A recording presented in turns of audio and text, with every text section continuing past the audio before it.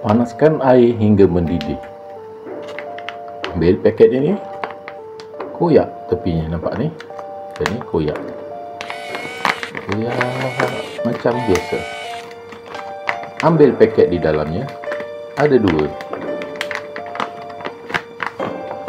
Ya. Ini daging dan yang berkuah. Ini kuah. Ini daging. Dah mendidih, masukkan saja dalam. Masuk hingga 1 minit. Dia panas, tutup saja api. Setelah dipanaskan, hidang ke dalam pinggan. Kamu boleh hidangkan dengan lontong, ketupat, timun atau bawang, ikut terserah masing-masing. Ini sudah dihidang, tikam dia. Tikam. Lepas tikam, Yes! bau tetap sama. Langsung kunyah.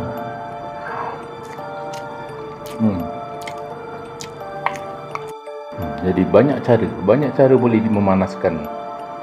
Ini sistem retort. Sistem retort bermakna dalam dia tu dah masak, kita retortkan. Bila dah retort, dalam akan masak lagi. Okey. So banyak cara boleh memanaskan dia. Seperti tadi rebuskan dia, nak kukuskan dia, nak goreng balik pun boleh. Kalau nak guna oven, microwave atau apa tu, lupa nama dia tu, yang mengguna sistem-sistem teknologi tu kan.